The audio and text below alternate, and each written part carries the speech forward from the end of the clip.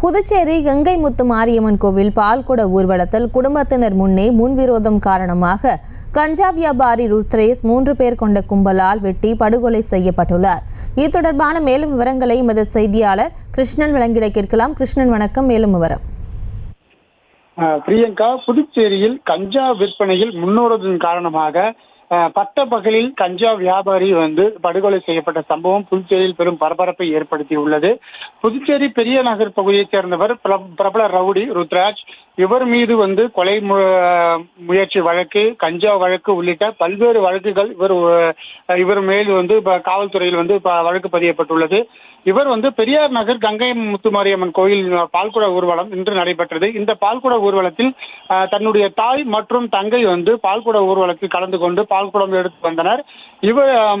அவங்க 2 பேரும் எடுத்து பால்குடம் எடுத்து வந்த நிலையில இவர் முன்னதாக அந்த கோயில் பகுதிக்கு சென்று அங்க அந்த பால்குட ஊர்வலத்தை வருகைக்காக காத்திருந்தார். அப்பொழுது அந்த கோவிலில் பதுங்கியிருந்த 5 பேர் கொண்ட கும்பல் இவர் ருத்ராஜ் சரமாரியாக வெட்டி படுகொலை செய்யப்பட்ட சம்பவம் பெரும் பரபரப்பை ஏற்படுத்தது. அதுவும் பட்டப்பகலில் ஆள் நடமாட்டம் அதிகமாக இருக்கும் அந்த பகுதியில் கோவில் இடத்தில் இந்த பகுதியில் இந்த கொலை செய்யப்பட்ட சம்பவம் பெரும் பரபரப்பை ஏற்படுத்தியது. உடனடியாக உருளையம்பேட்டை காவல்துறையினர் அந்த பகுதிக்கு அந்த உடலை கைப்பற்றி பிரேத பரிசோதனையாக அனுப்பி வைக்கப்பட்டுள்ளனர். மேலும் இது குறித்து தீவிர விசாரணையில் ஈடுபட்டு வருகின்றனர். கொலை செய்யப்பட்ட 5 நபர்களையும் போலீசார் தீவிர தேடுதல் வேட்டையில் ஈடுபட்டு வருகின்றனர். இவர்கள் கைது செய்யப்பட்டால்தான் ஏன் இதற்கு கொலை செய்யப்பட்டார்கள் என்பது குறித்து தெரிய வரும்.